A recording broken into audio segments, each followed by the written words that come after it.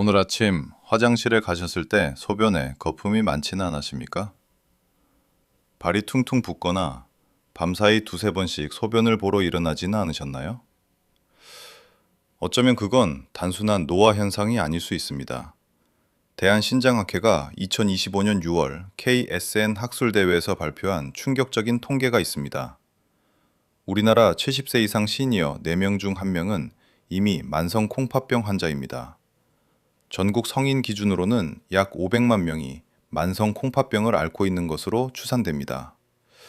그런데 더 무서운 사실이 있습니다. 만성 콩팥병은 증상이 거의 없습니다. 콩팥 기능이 정상의 30% 아래로 떨어지기 전까지는 본인이 환자인지조차 모르고 지내는 경우가 태반입니다. 그래서 만성 콩팥병을 의학계에서는 침묵의 살인자라 부릅니다. 2026년 4월 코리아 데일리 기사는 이렇게 말합니다. 만성 콩팥병 증가율이 세계 1위인 나라, 바로 대한민국입니다. 한 해에만 새롭게 말기 심구전으로 진단받는 환자가 1만 8천 명, 투석으로 삶을 이어가는 누적 환자가 13만 7천 명에 달합니다. 오늘 이 시간 시니어 건강백과가 만성 콩팥병의 모든 것을 낱낱이 파헤쳐 드립니다.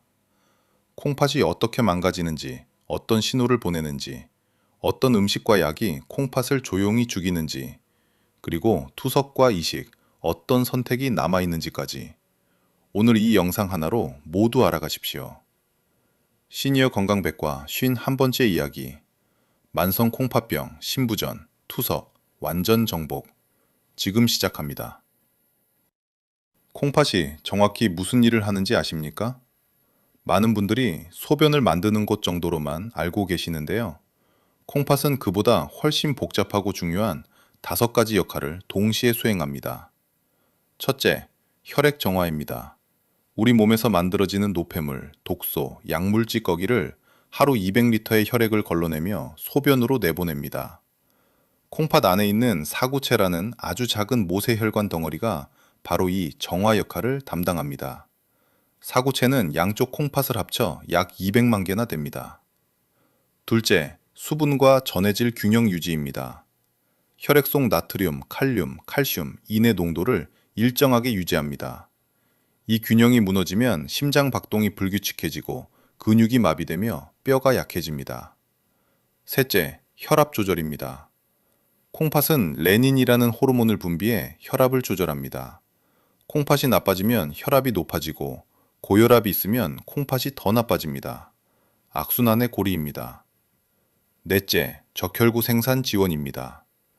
에리스로포이에틴이라는 호르몬을 분비해 골수에서 적혈구를 만들도록 신호를 보냅니다. 콩팥이 나빠지면 이 신호가 줄어들어 빈혈이 생깁니다. 만성 콩팥병 환자가 늘 피곤하고 창백해 보이는 이유가 바로 이것입니다. 다섯째, 비타민 D 활성화입니다. 음식으로 섭취한 비타민 D를 콩팥이 활성형으로 변환시켜야 뼈에서 칼슘을 흡수할 수 있습니다. 콩팥이 나빠지면 이 과정이 막혀 칼슘 흡수가 줄고 뼈가 약해지는 신성 고리 영양증이 생깁니다. 콩팥 하나가 이 5가지를 매 순간 쉬지 않고 해내고 있습니다. 그런데 콩팥은 한번 망가지면 다시 되살아나지 않습니다. 그래서 지금 이 순간 콩팥 건강을 지키는 일이 그토록 중요한 것입니다.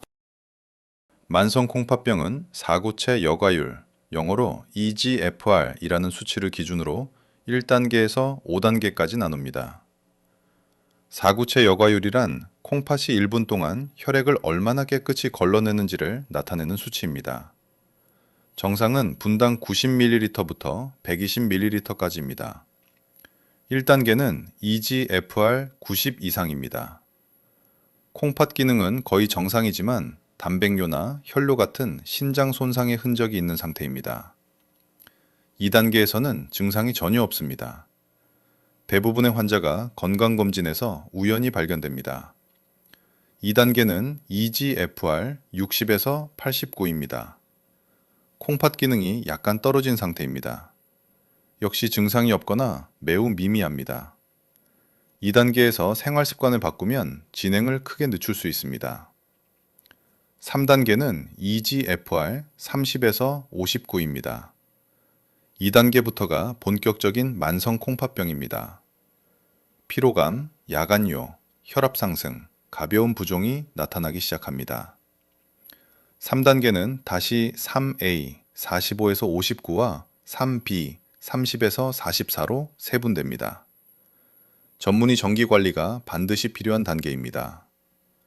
4단계는 EGFR 15에서 29입니다. 콩팥 기능이 심각하게 저하된 상태입니다. 심한 피로, 부종, 오심, 구토, 식욕부진, 피부 가려움증이 나타납니다. 2단계에서는 투석이나 신장 이식을 준비해야 합니다.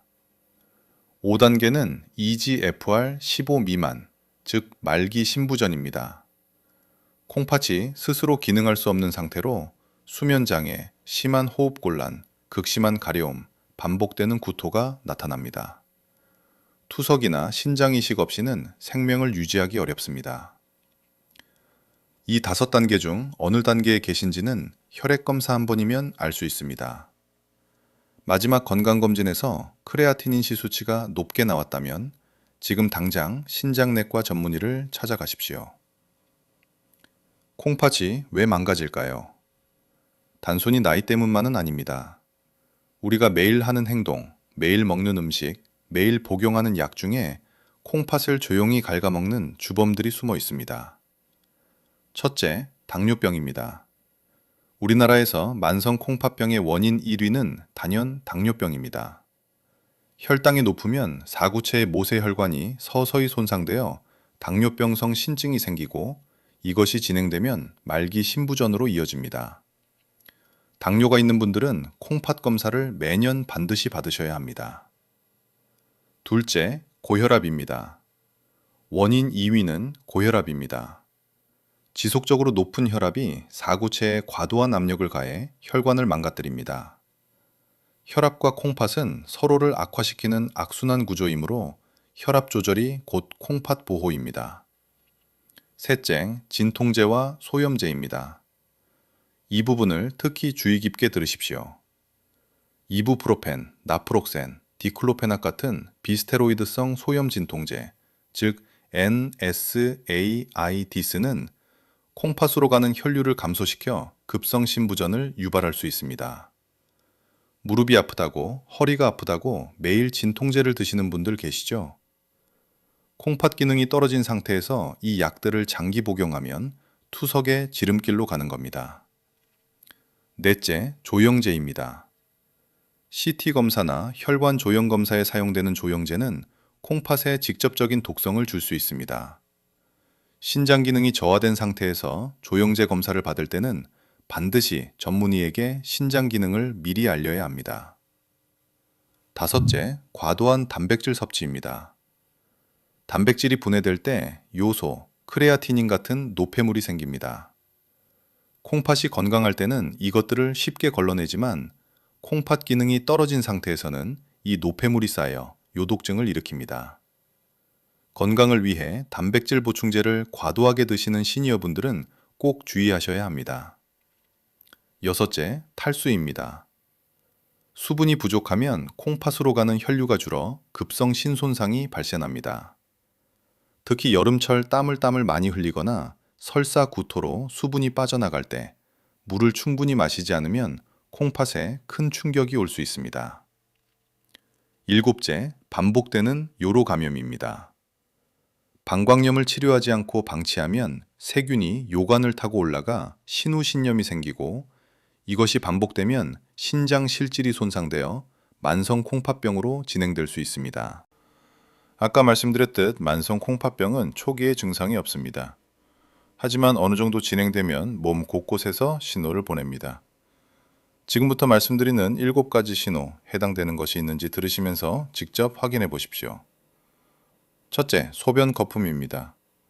단백질이 소변으로 빠져나오는 단백뇨가 생기면 소변에 거품이 많이 나타납니다. 변기에 소변을 보았을 때 거품이 많고 한참 지나도 사라지지 않는다면 단백뇨 검사를 받으시기 바랍니다. 둘째, 야간뇨입니다. 밤에 2번 이상 소변을 보러 일어난다면 콩팥 기능 저하를 의심해야 합니다. 콩팥이 낮 동안 충분히 걸러내지 못한 수분을 밤에 처리하려 하기 때문입니다.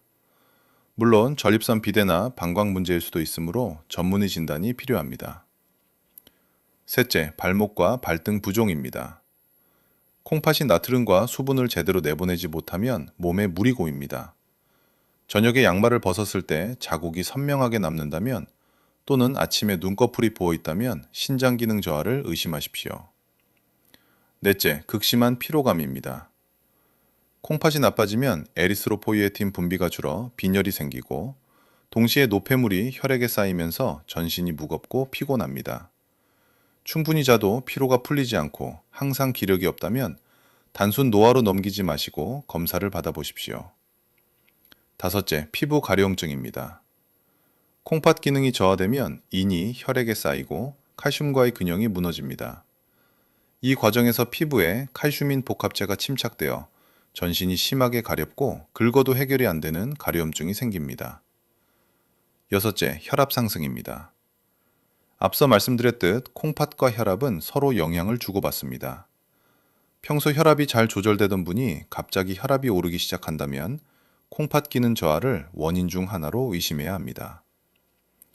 일곱째, 오심과 입에서 나는 이상한 냄새입니다.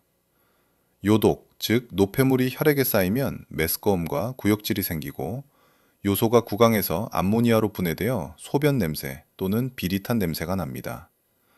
이 증상이 나타난다면 이미 4에서 5단계에 가까운 상황일 수 있습니다. 콩팥 건강을 확인하는 검사는 어렵지 않습니다. 병원에서 간단한 혈액 검사와 소변 검사만으로도 상당히 정확하게 콩팥 상태를 파악할 수 있습니다. 첫 번째, 혈청 크레아티닌 검사입니다. 크레아티닌은 근육에서 나오는 노폐물로 정상 콩팥은 이것을 소변으로 충분히 내보냅니다. 혈액 속 크레아티닌 수치가 높다는 것은 콩팥이 제대로 걸러내지 못하고 있다는 의미입니다. 이 수치를 나이, 성별, 인종과 함께 계산하면 앞서 말씀드린 EGFR 수치가 나옵니다. 두 번째, 소변 단백뇨 검사입니다. 소변의 단백질이 얼마나 빠져나오는지 확인합니다. 알부민뇨라고도 부르는데 하루 30mg 이상이면 경계, 300mg 이상이면 명백한 단백뇨로로 신장 손상의 확실한 신호입니다. 세 번째, 전해질 검사입니다. 혈액 속 칼륨, 나트륨, 인, 칼슘 수치를 확인합니다. 칼륨이 너무 높아지면 심장 부정맥이 생길 수 있어 생명을 위협합니다. 이 수치가 비정상적으로 높거나 낮으면 즉각적인 치료가 필요합니다.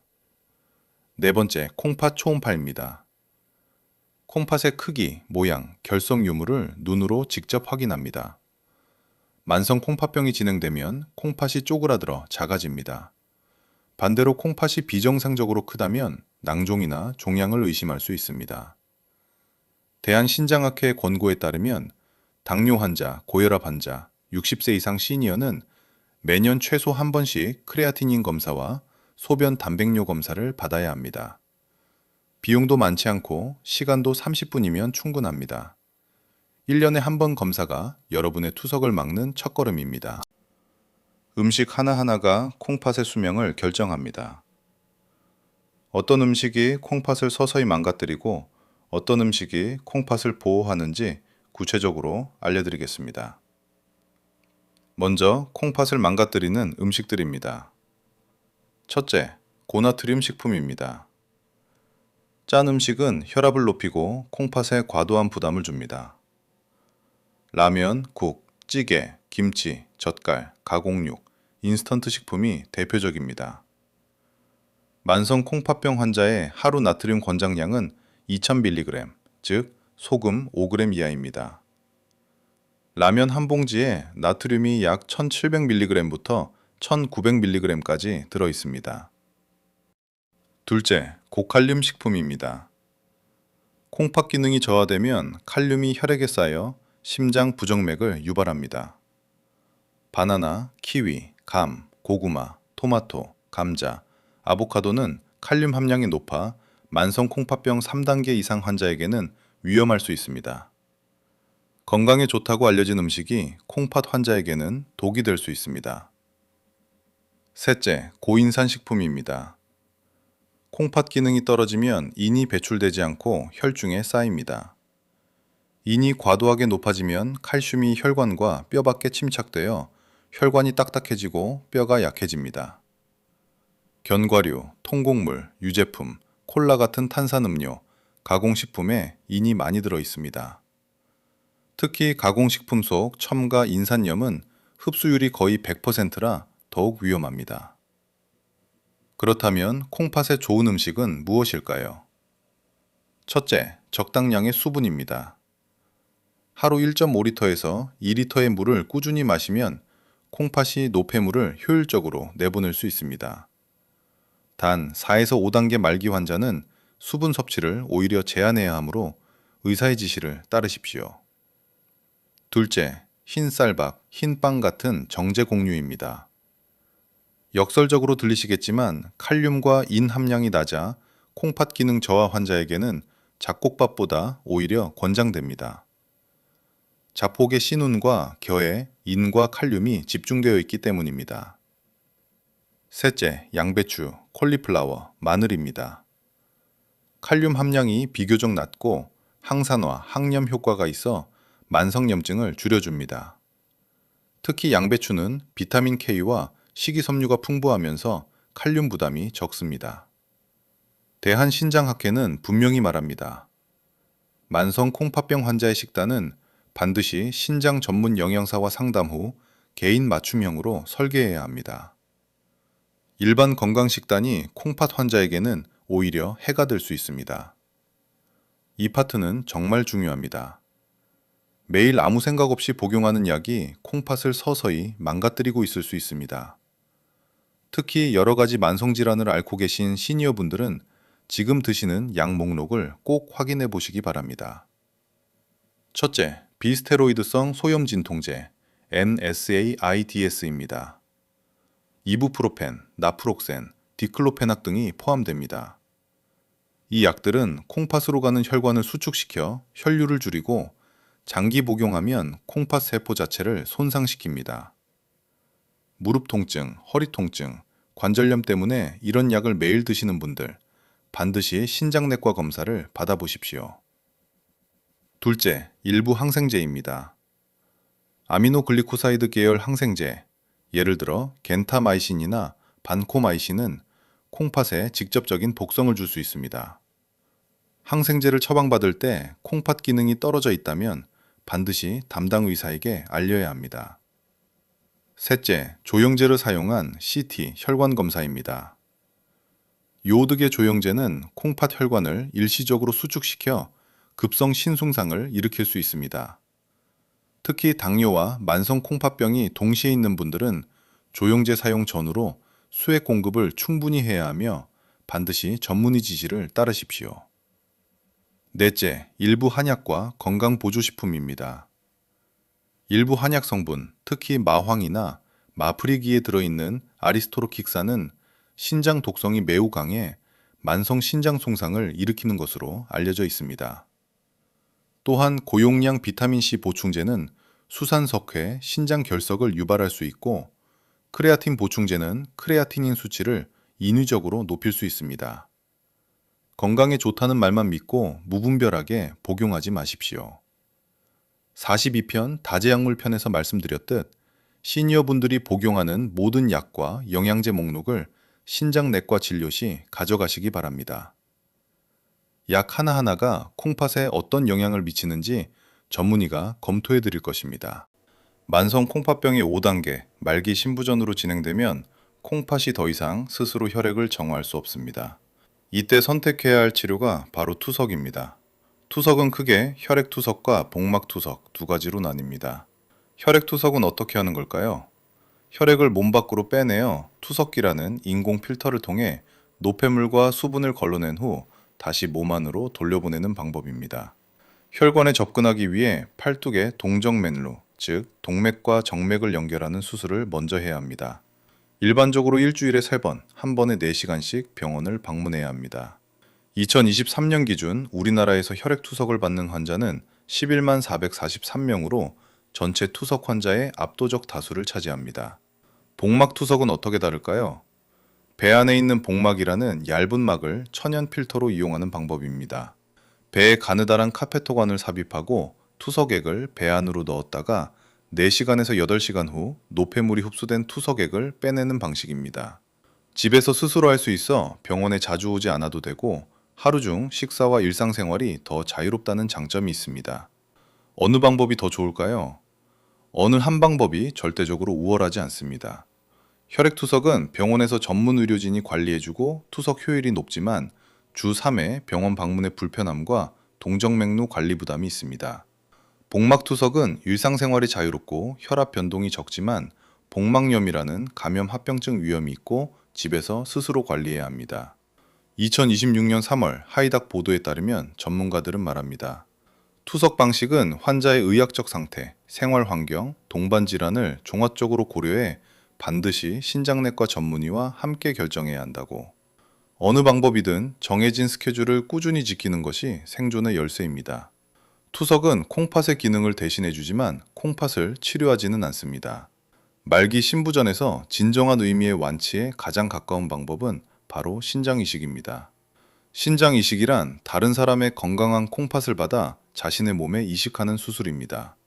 기증자는 생체 기증자, 즉 살아있는 가족이나 배우자일 수도 있고 뇌사자 기증일 수도 있습니다. 이식된 콩팥이 제대로 기능하면 투석을 중단할 수 있고 삶의 질이 획기적으로 좋아집니다. 신장 이식의 장점은 분명합니다. 투석에 비해 심혈관 합병증 발생이 줄고 생존율이 높으며 일상적인 식이 제한도 상당 부분 완화됩니다. 고려대학교 의료원에 따르면 신장 이식 후 규칙적인 관리를 받은 환자의 10년 생존율이 투석 유지 환자보다 현저히 높습니다.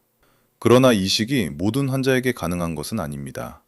고령, 심각한 심혈관 질환, 활성암, 면역 상태 등을 종합적으로 평가해 이식 가능 여부를 판단합니다.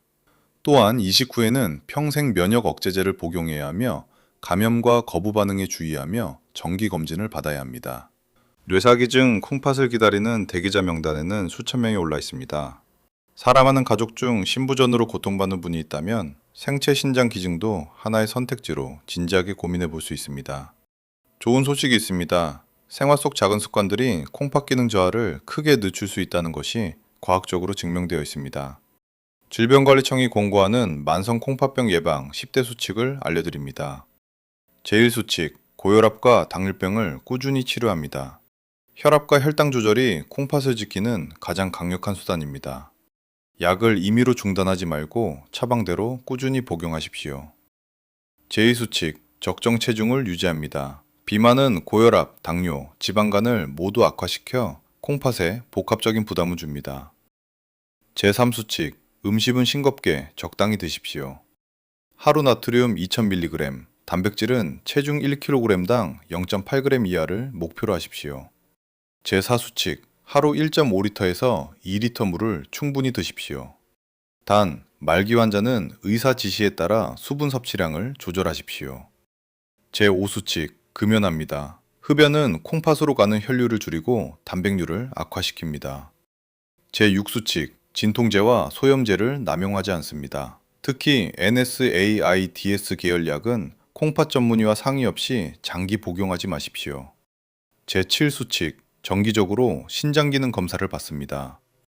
60세 이상 당뇨 고혈압 환자는 매년 크레아티닌과 단백뇨 검사 필수입니다. 제8수칙, 규칙적으로 운동합니다. 일주일에 150분 이상 중등도 유산소 운동이 혈압, 혈당, 체중을 동시에 관리해 콩팥을 보호합니다. 제9수칙, 요로 감염 증상이 있으면 즉시 치료합니다. 방광염을 방치하면 신장까지 올라와 만성 손상으로 이어질 수 있습니다. 제10수칙, 복용약 목록을 항상 전문의에게 공유합니다.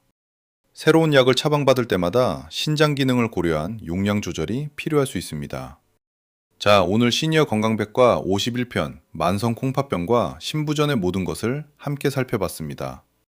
핵심 내용을 함께 정리하겠습니다. 첫째, 70세 이상 4명 중 1명이 이미 만성 콩팥병 환자입니다. 절반 이상은 자신이 환자인지 모릅니다. 1년에 한 번 검사가 답입니다. 둘째, 콩팥은 혈액 정화, 혈압 조절, 전해질 균형, 빈혈 예방, 뼈 건강까지 5가지 역할을 동시에 합니다. 한 번 망가지면 돌아오지 않습니다. 셋째, 이 GFR 수치로 콩팥 단계를 알 수 있습니다. 3단계부터는 반드시 신장내과 전문 관리가 필요합니다. 넷째, 진통제, 조영제, 일부 한약이 콩팥을 조용히 망칩니다. 드시는 약 목록을 반드시 전문의와 공유하십시오. 다섯째, 거품료, 야간요, 부종, 극심한 피로, 피부 가려움은 콩팥의 경고 신호입니다.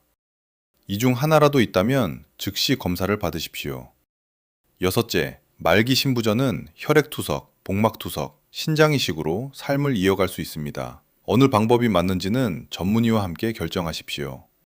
콩팥은 말이 없습니다. 소리 없이 망가지고 소리 없이 우리 삶을 바꿔놓습니다. 그러나 지금 이 영상을 보신 여러분은 이제 알고 있습니다. 알고 있다면 행동할 수 있습니다. 오늘도 시니어 건강백과와 함께 해주셔서 진심으로 감사합니다. 이 영상이 도움이 되셨다면 좋아요와 구독 꼭 부탁드립니다. 가족 중 당뇨나 고혈압이 있는 분, 오래된 진통제를 드시는 분이 계신다면 이 영상을 지금 바로 공유해 주십시오. 다음 52편에서는 어떤 이야기를 들고 올까요? 기대해 주십시오. 오늘도 건강하십시오.